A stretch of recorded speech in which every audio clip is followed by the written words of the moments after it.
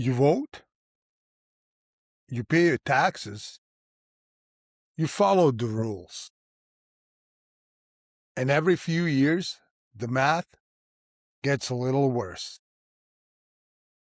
Rent a little higher, savings a little thinner.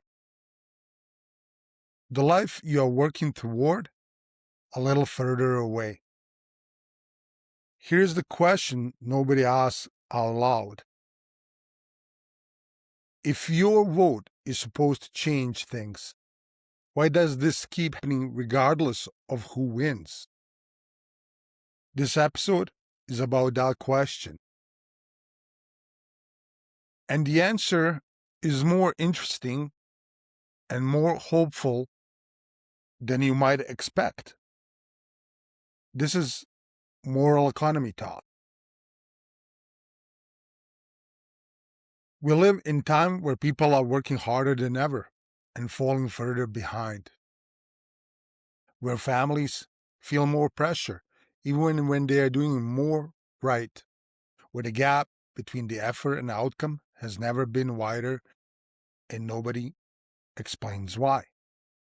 This podcast exists to close that gap, to take the intersection of money, family, and values and talk about it like adults.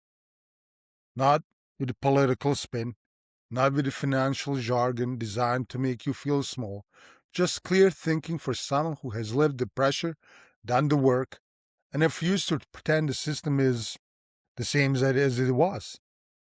Because economics is not just numbers on a government report. It is a dinner table argument you did not want to have. It is a 2 a.m. moment when you look at the ceiling and wonder if you made the right choices. It is exhaustion that has nothing to do with the laziness. This is Moral Economy Talk, and I'm your host, Aleksandar Balta. Let's get into it.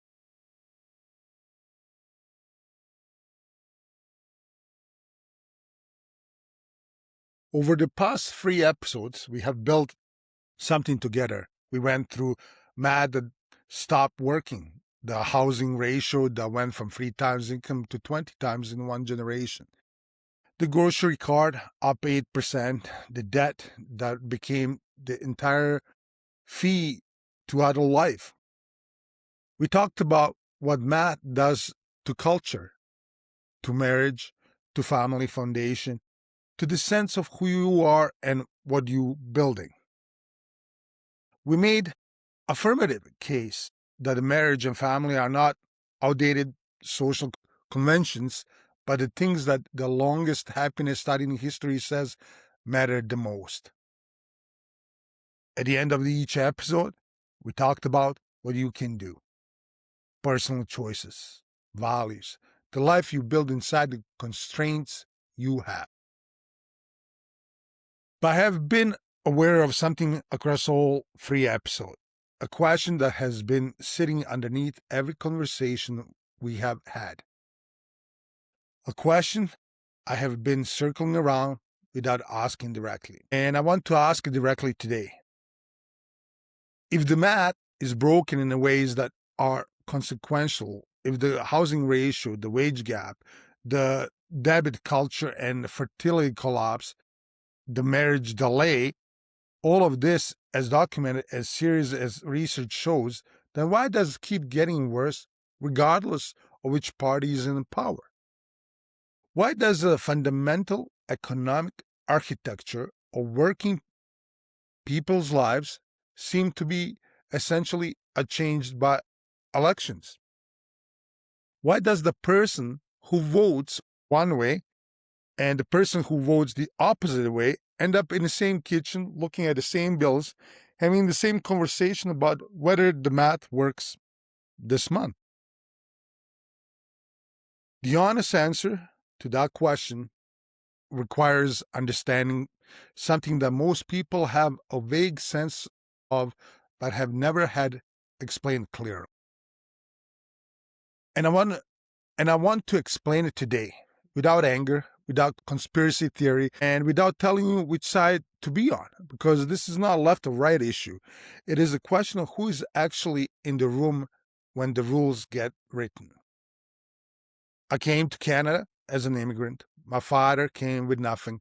And the thing that struck me the most about this country and about North America more broadly was how much freedom there is appeared to be, how open the system seemed, how genuinely possible it felt to build something from nothing if you were willing to work for it. And that is real. That is not an illusion. Well, what I build it here. What my father built, the opportunity is real.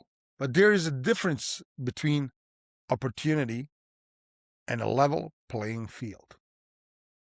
And the more I have studied the economic architecture of North America, the more I have looked at who makes decisions that shape the conditions in what the opportunity operates, the more I have understood that the playing field has not been level for a long time. Not because of any single villain, not because of a conspiracy, but because rules are written by the people, and people write rules that serve the interests of the people they are accountable to. And working families are not always in that room. Let me show you specifically what I mean. But before I do, I want to name something, because I know what some people are thinking when they hear an episode framed this way. They're thinking, oh, here comes the conspiracy theory. Here comes they who are pulling the strings and want to be honest with you from the start. This is not what this is. I'm not going to tell you there's a shadowy group of elites meeting in secret to engineer poverty. That framing is both inaccurate and useless because it requires you to believe in a level of coordinating and malevolence that is frequently harder to maintain than actual truth. The actual truth is more mundane and in some ways more unsettling. The systems do not require conspiracy to produce outcomes that serve some people better than others. They only require that the people with the most access to people who make decisions be consistently present in those conversations. And the people with the most resources are consistently the most present. Not because they are evil, because they have the resources to be present. And over time, the decisions reflect whose presence was most consistent. This is the whole story. This is the mechanism.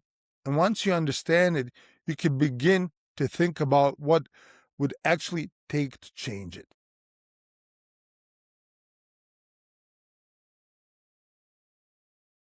Let me ask you something. When you last went to the polls, municipal, provincial, or state, federal, who were you voting for? Your local representative, your member of parliament or Congress, maybe a party leader or a president. Now, let me ask you this. Did you vote for the person who set the interest rate on your mortgage? You did not. Nobody does. Because that decision is made by the people who were never on your ballot. In the United States, interest rate decisions are made by Federal Open Market Committee. The FOMC has 12 voting members. 7 of them sit on the Board of Governors of the Federal Reserve, appointed by the President and confirmed by the Senate, each serving staggered 14-year terms.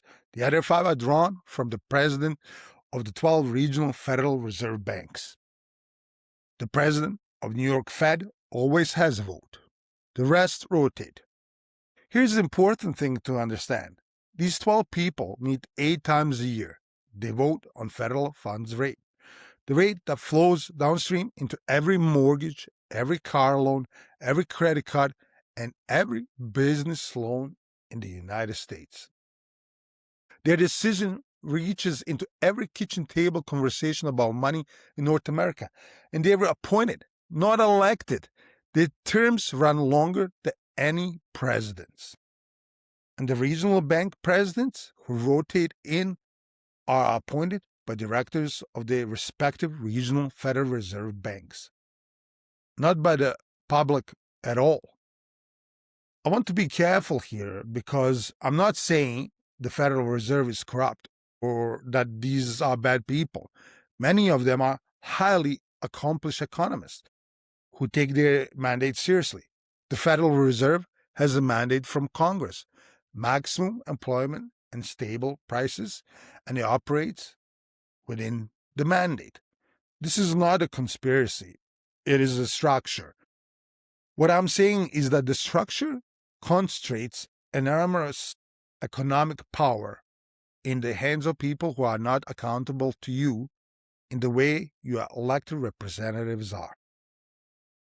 When the Federal Reserve raised interest rates aggressively in 2022 and 2023 to fight inflation, mortgage rates in both the United States and Canada doubled in less than 18 months. The average 30-year fixed mortgage rate in the U.S. went from around 3% in early 2022 to above 7% by late 2023, according to Freddie Mac data. For a family trying to buy a first home, the rate change added hundreds of dollars per month to a mortgage payment on the same house. It priced millions of people out of home ownership in the exact window when they were trying to enter it. That decision was made by 12 people in Washington. None of them were on your ballot. None of them will face consequences at an election for what that decision did to your family's ability to buy a home. In Canada, the structure is different, but the principle is the same. The Bank of Canada governor is appointed by federal cabinet, appointed, not elected, to 7-year term. The governor chairs the governing council that sets the overnight rate, which flows into every variable mortgage, every line of credit, every business loan in Canada. One appointed person backed by appointed counsel making decisions that touch every Canadian household directly. Again, I am not saying these people do not work hard or that their intentions are not good. What I am saying is that there is a gap between the decisions that most directly shape your economic life and democratic accountability we are taught to believe governs how our society runs. You vote, but the person who most directly affects the number on your mortgage statement was not on your ballot. And here's the thing that nobody talks about. When they talk about the housing crisis, the affordability crisis, the cost of living crisis, these are not mysterious market forces that arrived without the cause.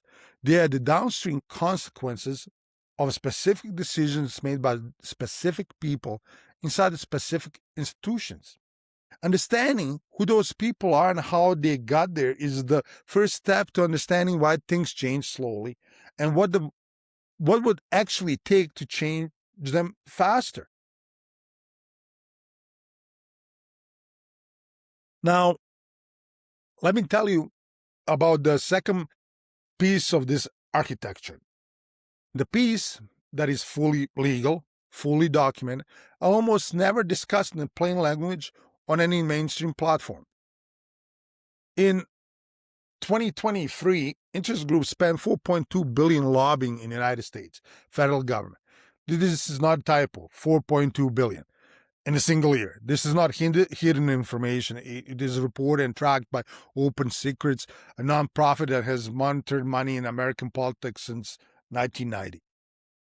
To put that number in context, $4.2 billion is more than entire GDP of some countries. It is more than annual budget of many federal agencies. It is spent specifically to influence the laws and regulations that governs how the economy works. Housing policy, tax policy, healthcare policy, financial regulation, labor law. Who is spending it? In 2023, The health and the pharmaceutical sector spent over $739 million on federal lobbying, more than any other sector. The U.S. Chamber of Commerce, the largest business advocacy organization in the country, spent $69 million in 2023 alone. National Association of Realtors spent $52 million in 2023 and $82 million.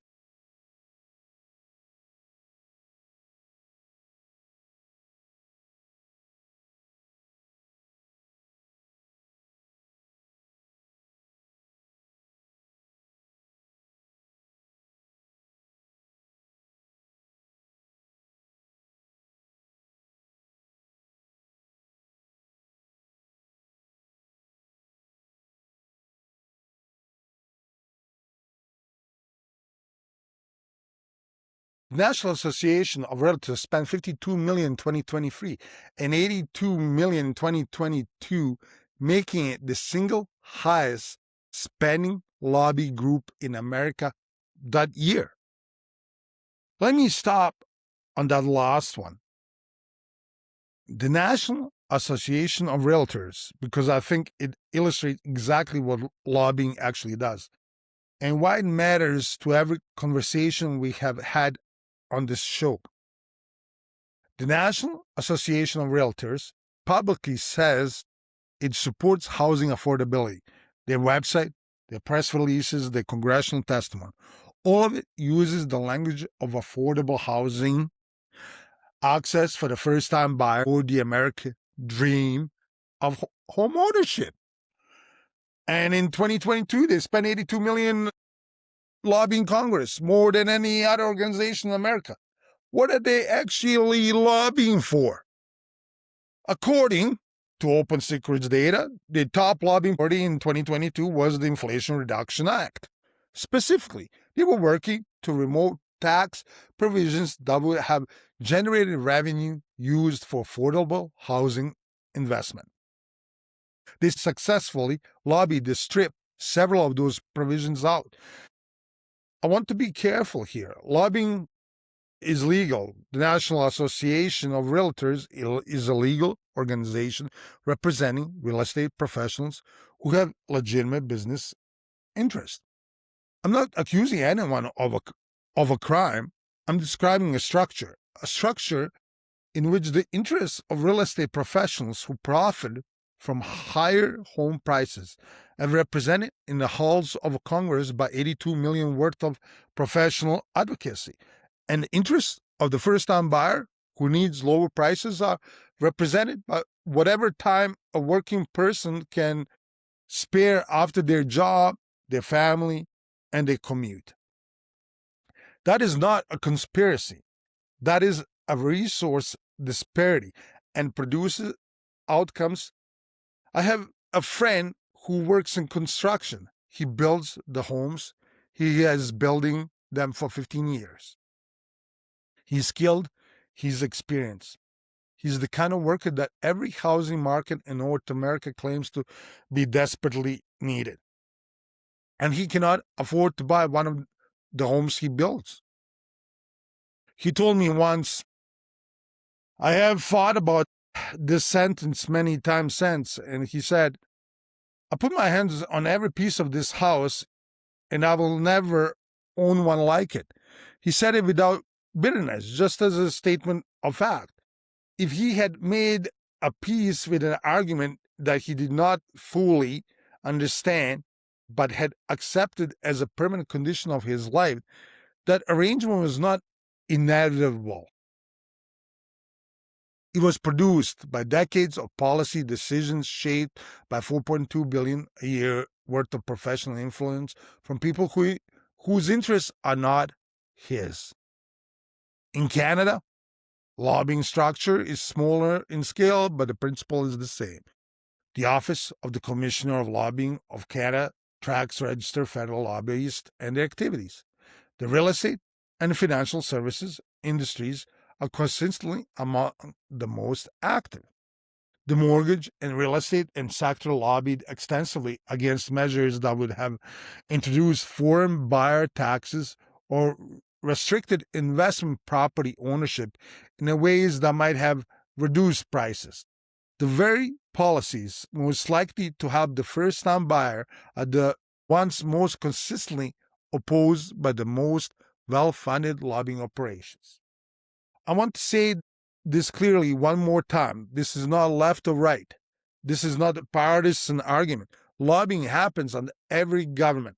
Both parties in the United States have accepted money from same industries. Both governing parties in Canada have faced the same lobbying pressures.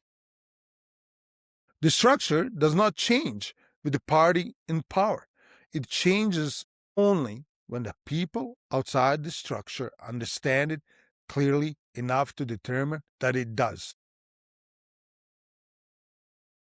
There is one more piece of this architecture I want to name before we talk about both political parties, and then we talk about what has actually worked. It is called the revolving door. And once you know about it, you see it. The revolving door is the movement of people between the government roles. As a regulators, legislator, policymakers, and private sector roles in industries they previously regulated and legislated. A banking regulator leaves the government position and takes a senior role at a major bank. A healthcare official moves from overseeing pharmaceutical approvals to the board of a pharmaceutical company. A housing policy advisor leaves government and joins the real estate investment firm. This is legal. It happens constantly.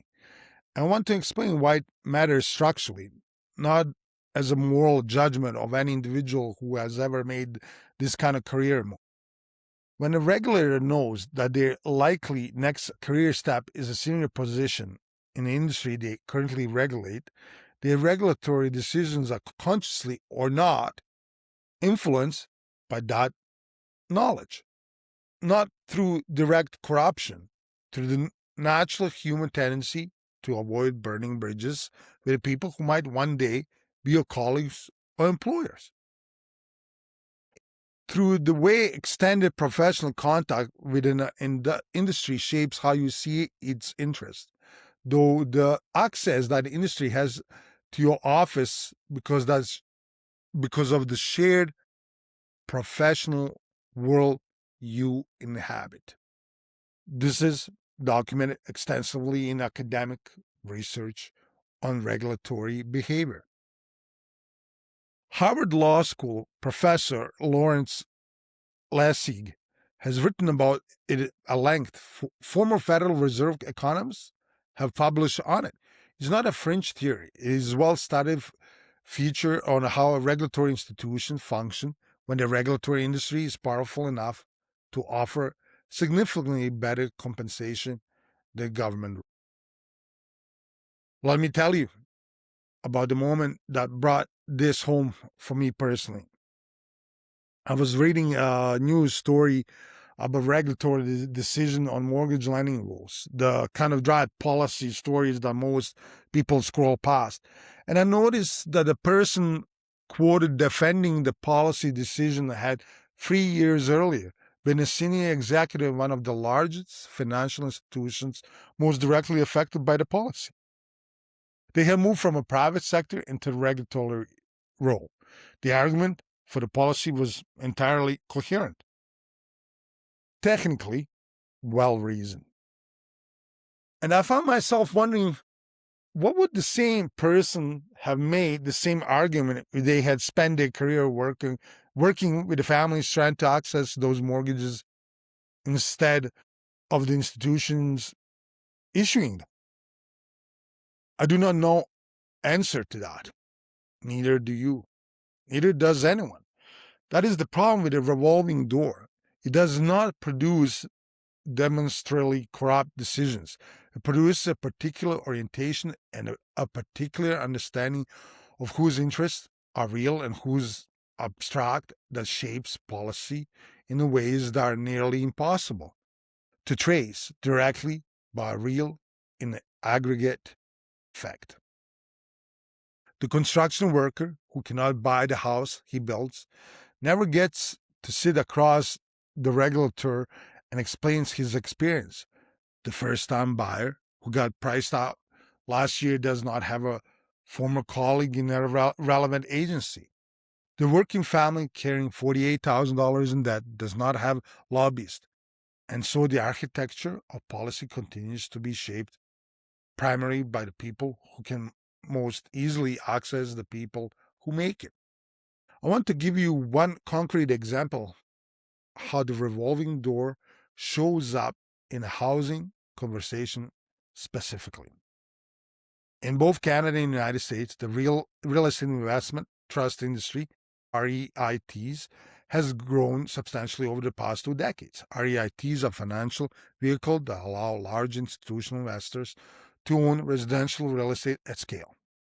They buy apartment buildings, they buy single family homes, and they are governed by the tax rules that were originally designed to encourage investment in the commercial real estate but have been extended to residential properties. The people who wrote and extended those tax rules, the regulatory officials and legislative staffers who shaped the specific provisions, did not do so in a vacuum. They did it in an environmental where a financial industry, including the real estate investment industry, was consistently present in their professional lives. Through lobbying, through industry conferences, through professional networks that connect government services to private sector careers. I'm not saying corruption, I'm saying orientation. The orientation of the people shaping the rules was shaped by the people who had most consistent access to them. And result is a tax and regulatory environment that makes it significantly easier for large institution investor to own and manage residential properties than it is for the first-time buyer to compete for the same property. That did not happen by the accident. It happened through the accumulation of dozens of small decisions made by the people whose professional orientation pointed consistently in one direction. Understanding this does not make you powerless. It makes you specific. A vague anger at broken system is exhausting and produces nothing. The specific understanding of mechanism that produces the problem is the foundation of effective advocacy for changing it. I have been careful not to name parties in this episode. I want to explain why, because I think the reason matters. When I look at economic architecture, we have been describing the unelected monetary policymakers, the $4.2 billion lobbying machine, the revolving door between regulation and industry. I cannot honestly tell you that one party built this and the other would dismantle it. The history does not support that story. The Federal Reserve structure has existed since 1913. Here it has operated under Democratic and Republican presidents, liberal and conservative Canadian governments for over a century. The lobbying industry in Washington has grown steadily under administrations of every political stripe. The National Association of Realtors donate to candidates from both major parties in 2022 election cycle, according to Open Secrets data. The U.S. Chamber of Commerce has historically supported candidates from both parties, particularly in Cubans with the committee positions relevant to business regulations. The financial industries, the banks, the asset managers, the insurance companies, distributes its political donation across party lines with the strategic consistency of an organization that understands it will need access to regardless who wins. This is not a cynical argument that nothing matters or that voting is pointless. I want to be precise about what I am and I am not saying. I'm saying that the fundamental economic architecture the rules governing how wealth is created, how it is taxed, how housing markets operate, how financial institutions are regulated, changes very slowly regardless of which party holds power. Because that architecture is not primarily the product of electoral politics. It is the product of the sustained, professional, well-funded influence of the interests that benefit from it. The partisan culture war, the constant, exhausting, all-consuming argument about social issues, about identity, about which side is more threatening, survives a particular function that I want you to think about. When your attention is fully occupied by argument between the team A and the team B, you're not asking the questions we asked at the start of this episode. Who is in the room when the rules get written? Who benefits from way things are? What would actually have to change for the math to work for working families? I'm not saying the culture wars issues are unimportant. Some of them generally matter. But I'm saying that an exhausted, divided, mutual, and rage population is a population that is significantly less effective at the kind of organized, sustained civic engagement that has historically been necessary to change economic architecture. And the people who benefit most from a current architecture are not harmed by exhaustion or your division. They are protected by it. I remember a conversation with a man I worked in the trade, smart man, passionate, spent enormous energy at every election cycle, absolutely convinced that the other party was the source of every problem he faced. And I thought about that specific problems he faced, the housing costs, the stagnant wages, the debt. And I thought about how carefully those problems track the decisions made by institutional lobbying operation that had been operating continuously through every election he had ever participated in. His passion was real. His investment in the outcome was genuine, but the thing he was most angry about and the thing that was most affecting his actual life were not the same thing. Here's the thing about the media on both sides that I want to say clearly. A person watching hours of political news every day, regardless of which channel, is a person who is being served content that is optimized for engagement, which means content that produces strong emotional reactions, which means content that confirms what you already believe and enrages you about what you feel. That is not journalism original purpose. It is business model that emerged when media became advertising supported at scale. Frightened, enraged people click more, they share more, they stay on the platform longer. They come back the next day because the story is never resolved. The enemy is never defeated. And the crisis never over. The outrage always needs replenishing. I'm not saying the news is fake. I'm saying the selection of what gets coverage and how it gets framed and what emotional response it is designed to produce, those are choices made by people with specific business incentives. And those incentives are not the same as your interest in understanding clearly what is actually affecting your life. My father used to turn off the television and go talk to his neighbors, not because he was uninterested in the world, because he understood the difference between information and noise. The neighbors were real. The situations were specific. The problems and their solutions were concrete. Television was machine-generated feelings about distant abstractions. He knew which one was more useful. I'm not telling you who to vote for. I'm not telling you that elections do not matter. What I'm telling you is that economic architecture in North America will not be changed by a single election. It will be changed if it is changed by kind of sustained, specific, locally engaged civic pressures that the most people have never been taught to apply. I want to give you a different lens for evaluating the news, for reading policy announcements, for thinking about who is speaking to you and why. It is not a partisan lens. It is not left and right. It is simpler and more useful than either.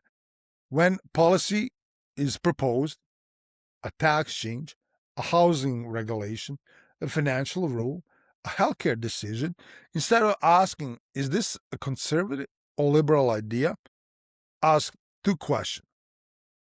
Question one, who benefits if this passes? Question two, who pays for it directly or indirectly? Those two questions applied consistently will tell you more about what is actually happening than any partisan framing ever will. Let me give you some examples. In 2017, the United States passed a major tax reform act that reduced the corporate tax rate from 35% to 21%.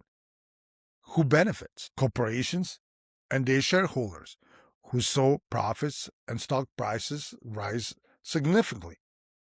Who pays? The difference in tax revenue has to come from somewhere. It increases the deficit, which is debt passed to future generations, or it is offset by reductions in other spending. Applied consistently, the benefit went primarily to people who already own significant assets. The cost was distributed more broadly, including to people who own no assets at all. I'm not saying that the tax policy is simple or there is no legitimate arguments for lower corporate tax. There are. Economic arguments about investment and job creations are real. I'm saying that when you apply the who benefits, who pays lens, the picture becomes clearer than the partisan framing allows. Now, apply the same lens to housing zoning policy. When a city council blocks high density housing development in an established neighborhood, who benefits? Existing homeowners whose property values are protected from the downward pressure that additional supply would create. Who pays? Renters and the first time buyers who cannot access affordable housing in that neighborhood. And who is typically more represented at the city council meetings? Established homeowners, who is typically less represented. The people who do not yet live there because they cannot afford to. Apply to pharmaceutical pricing in the United States. Who benefits from a system where the drug companies can charge what the market will bear? Pharmaceutical companies and their shareholders. Who pays? Every American who needs medication and every insurance system that covers them. The United States pays on average 2 to 3 times what Canada and European countries pay for identical drugs, according to RAND Corporation analysis. Same molecules, same efficacy, different rule about who gets to set the price. These are not trick questions with the obvious answers. They're honest questions that require honest answers. I think the habit of asking them consistently, regardless of which side is proposing the policy, is one of the most genuinely useful things any person can bring to their engagement with public life. My father never had a university education. He did not read economic policy papers, but he had version of this question that he applied instinctively. He used to say, in his broken English that got better every year, he used to say, always ask, talking and what they want from you. That is the immigrant's instinct. And when you arrive somewhere with nothing, you develop a sharp sense for the difference between people who are generally trying to help you and people who are managing you in the ways that serve their interests. He applied that instinct to politics the same way he applied it to business negotiations. I have tried to inherit that instinct. I think it is one of the most genuinely radical things you can do in the current media environment, which is designed to generate heat rather than light, to divide rather than clarify, to keep you engaged and agitated rather than informed and effective. Ask who benefits, ask who pays, follow the thread wherever it leads.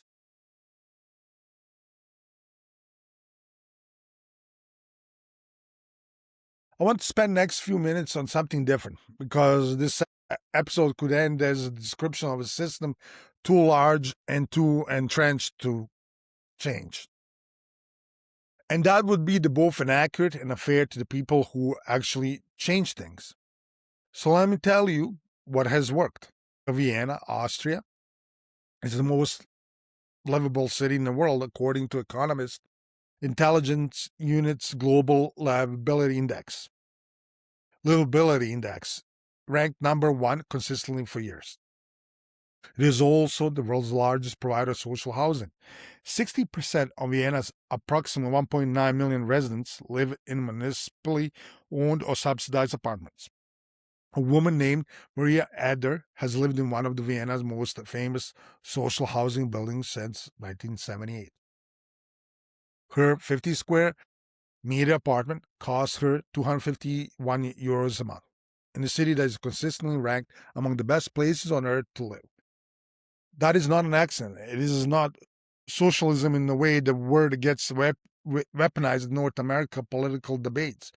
It is a city that decided 100 years ago that housing is a human right, not a financial instrument, and built the institutional infrastructure to act on that behalf.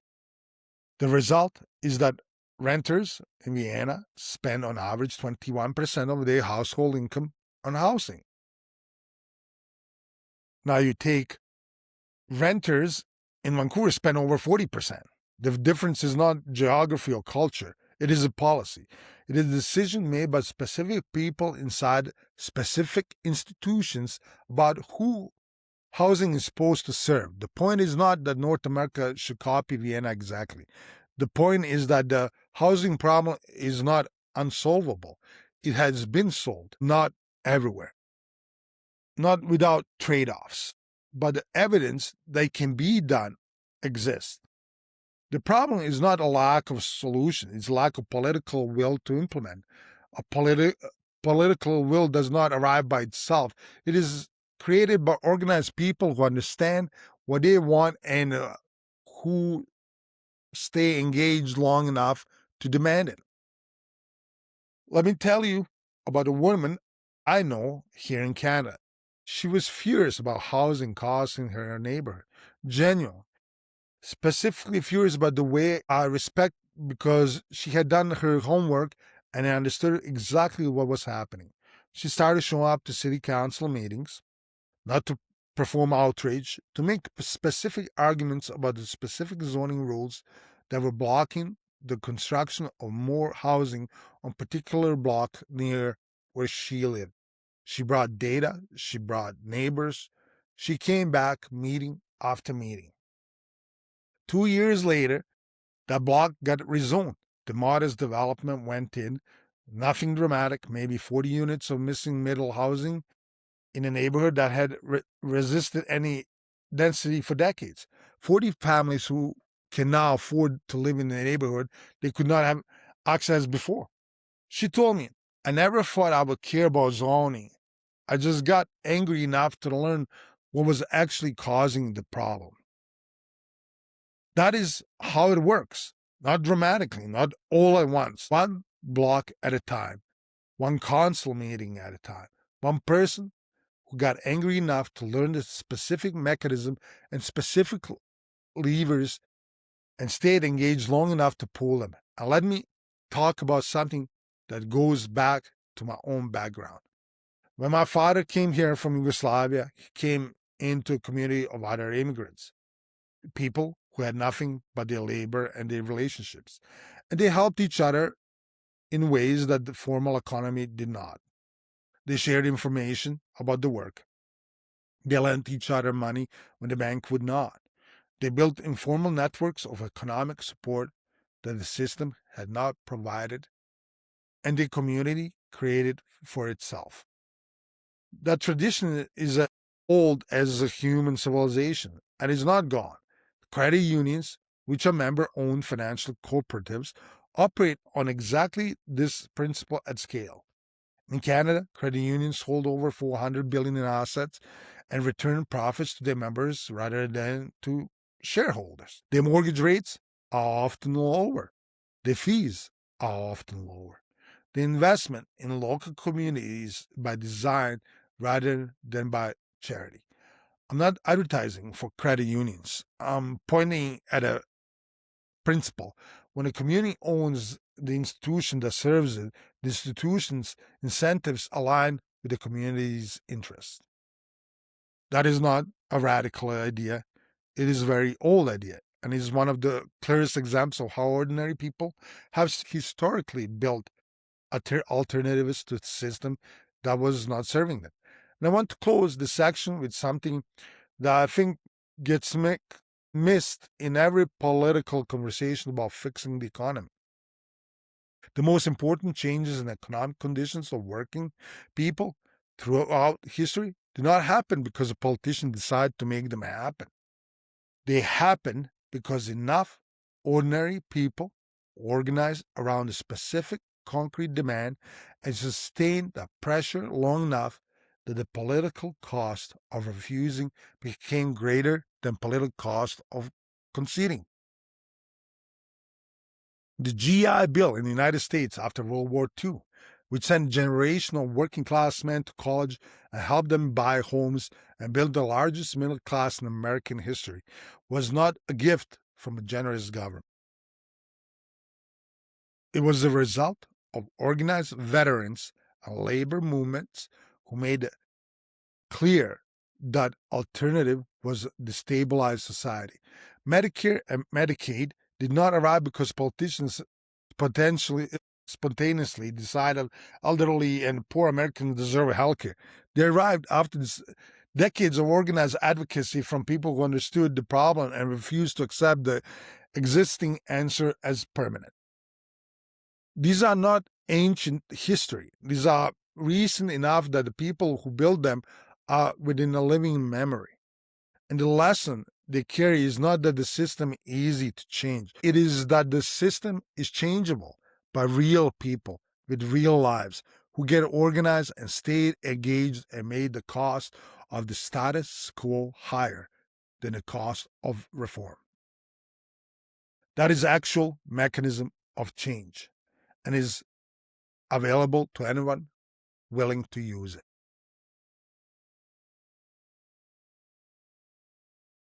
Three things: practical, specific things that actually move the needle. First, engage locally, not just federally. The federal government shapes the broad economic architecture, but zoning laws, property taxes, development approvals, local business regulation, these are determined at the municipal level. And municipal politics is where organized citizens have the most direct leverage. Meetings are public, the officials are accessible, the scale is human. One person who shows up consistently and speaks specifically at a city council meeting has more influence per unit of effort than same person donating to federal campaign. If housing costs are your primary concern, and they are for most people, your local council is making more decisions that directly affect those costs than your federal representative is.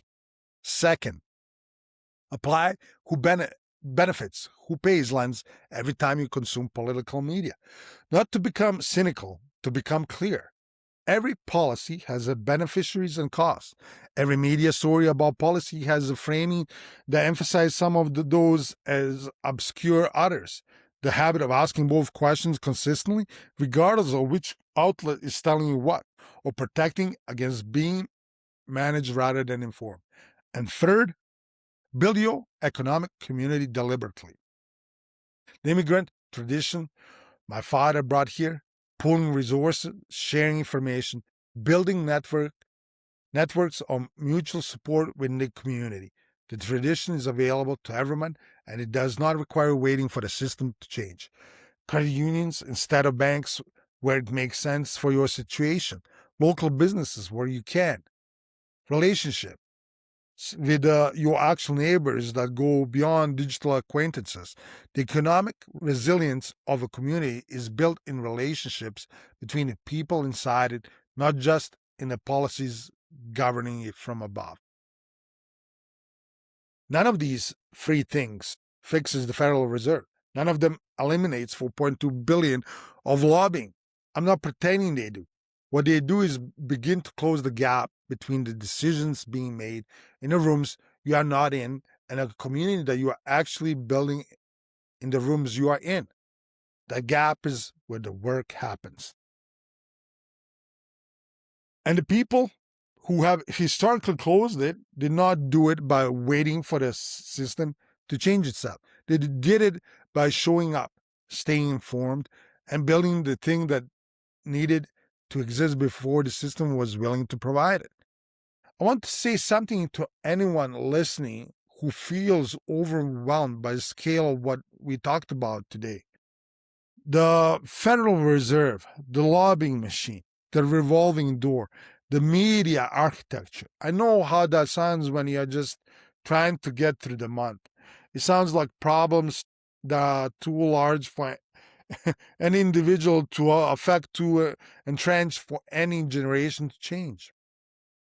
But I grew up around people who came to this country with nothing, who did not speak the language, who did not understand the system, who faced a structural disadvantage at every level of society they were entering, and built things anyway. Not because the system made it easy, because they understood clearly what they were building towards, and they refused to let the size of obstacle determine the scale of their effort. That is the inheritance I'm trying to pass forward, not a political program, not a party platform, a way of seeing, a habit of asking the right questions, a refusal to mistake the size of problem for a limit on the size of response. The system is large. The people inside it who want it to change, for the math to work, for families to be able to build the lives they are built for, are larger. And every episode of this show is an attempt to help those people see each other. I'm the son of an immigrant who built something with nothing. I've carried $48,000 in debt and worked my way to clear of it. I have sat in dark kitchen at 2 a.m. and felt what it feels like when the math does not work and person you love is awake waiting for you. I understand the pressure from the inside. And what I know from that experience with my father and you, what every person who has ever built something under difficult conditions has known, is that the system does not determine your outcome. It sets the conditions. What you do inside those conditions is still yours. And the more clearly you understand the conditions, the more effectively you can navigate them. That is what this show is for. One thing to carry from today: the system does not run on autopilot. It runs on decisions made by specific people in specific institutions with a specific interest. Understanding who those people are and how they got there and whose interests they are most accountable to, that understanding does not make you powerless. It makes you accurate. And accuracy is the foundation of effective action. The math is broken. The architecture that broke it is visible if you know where to look. The history of people who change that architecture, one city block, one policy, one institution at a time, is real and is more encouraging than the headlines suggest. Next week, episode 5, you still have agency. After 4 episodes of understanding the system, what it costs, what it does to culture and family, who runs it, and why, we close the first arc of this show with the most important conversation of all. What does a person of value do inside a broken system? Not waiting for permission, not waiting for the math to fix itself. Building the life that is worth building anyway. Subscribe to Moral Economy Talk so you do not miss it. Because money shapes how we live, but values decide who we become. This is Moral Economy Talk, and I'm your host, Aleksandar Balta, and I will see you in the next episode.